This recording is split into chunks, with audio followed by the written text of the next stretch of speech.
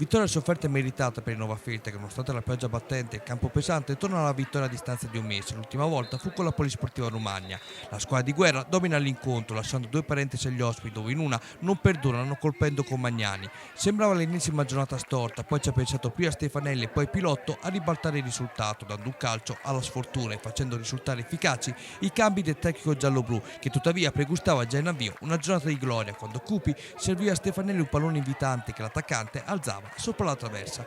Dalla parte opposta, più a fondo, Magnani al minuto 7 colpiva, trovando a posizione defilata un diagonale vincente, prendendo in controtempo il portiere Spadazzi. Magnani in questo caso veniva giustamente festeggiato dai propri compagni di squadra, mentre l'allenatore Bartolini gustava già un possibile colpaccio. Sì, siamo partiti molto forte, giocando bene palla a terra, con buoni inserimenti dei nostri centrocampisti. Sapevamo la forza dell'avversario qui in casa, che è una squadra molto temibile, però eravamo venuti attrezzati per portare a casa un buon risultato.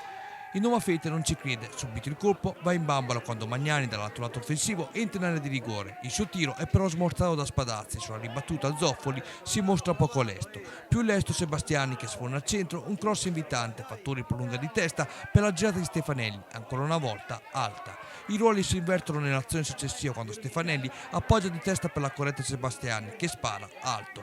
Più spettacolare è quello che succede qualche minuto dopo quando Tommaso Raffaelli di tacco mette Stefanelli nelle condizioni di concludere al volo, ma Sarti è pronto a negargli la gioia del gol.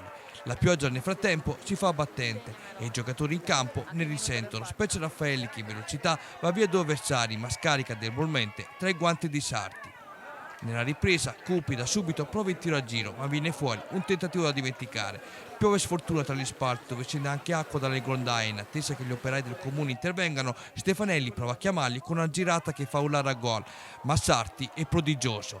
Dal corner successivo l'attaccante sammarinese non inquadra il bersaglio. La pioggia continua a scendere e piove sul bagnato quando gli animi si scaldano anche in panchina. Viene infatti allontanato per proteste il vice di guerra Giovagnoli.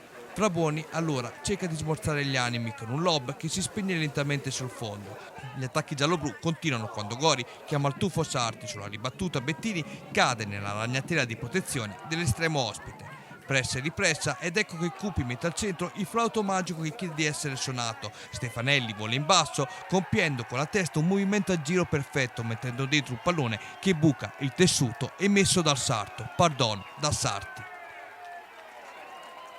La gioia è incontenibile, quinto centro di stagione per il nazionale sammarinese. Dopo il pari, il Novafelta vola i 3 punti. Sebastiani dalla distanza mette nelle condizioni Sarti di respingere col guantone aperto. Lo stesso Sebastiani è autore di un tiro malamente rinviato dalla difesa del Villa Alta, sui piedi di Bettini, la cui conclusione non trova l'effetto sperato.